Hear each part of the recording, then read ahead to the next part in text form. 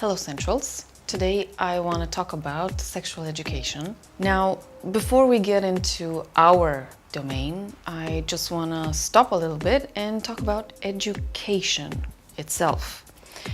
And I started with a beautiful quote that I recently found in a documentary. Go figure that one. And I'll put the link below to the entire work by C.S. Lewis where you get this quote. And it says, if education is beaten by training, and by this he means vocational training, civilization dies. Now in his work, in our English syllabus, he also goes to say what civilization means to him, and that was humanity. And the art or the epitome of humanity is when we, as human beings, look for the leisure activities such as art, conversation, literature as our end thought, as our end. So when we're talking about vocational training, we're talking about meeting our ends in order to live. Getting to be a surgeon, a teacher, a coach, even an athlete, professional athlete. So whatever we do in our vocation is not necessarily our core as human beings. That comes from a different part of ourselves, that comes from us looking at our whole essence from a higher perspective. Again, art, thought, literature, and conversation. Now I want to take this broad perspective and also bring it into whatever sexual education may mean to you. It's obviously the opposite of what you may have heard of in Western cultures of sex ed. Those were classes where you were giving warnings of what not to do and the risks if you don't do things right in your intimate life. But sexual education is much more than that. It is our entire being coming to maturity and looking at this part of our lives as the beautiful and the gifts, that essence that it has and that it can bring us and our partners.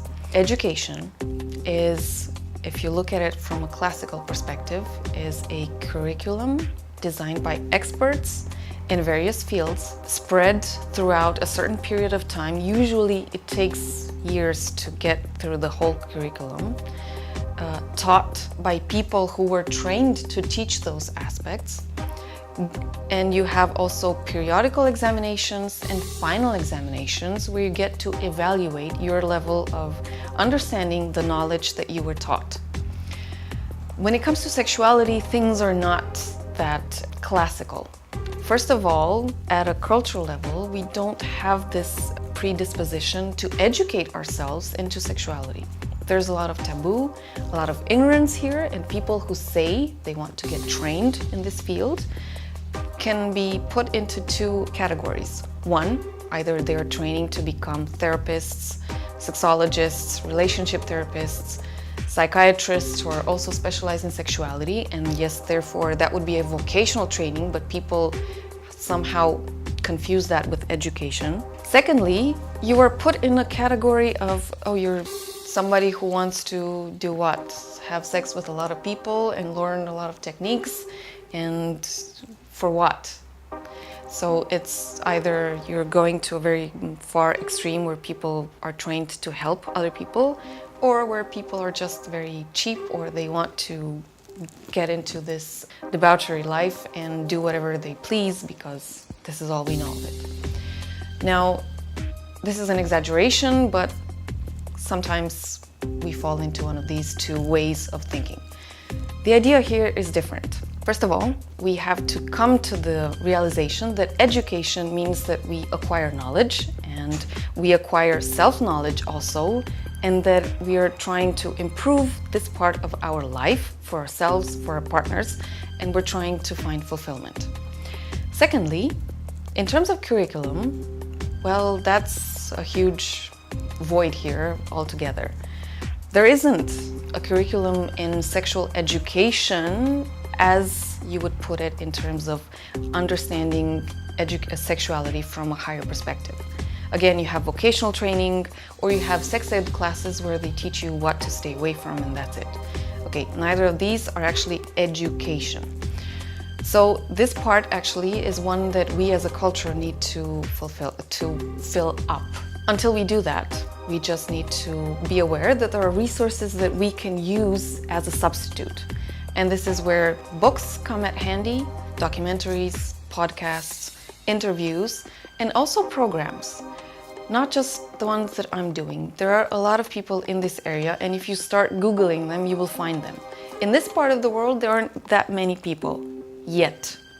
But once we will have these people, yes, you will have a variety of choices for you to, indulge in one by one, or just select from those and see which one is fit for you.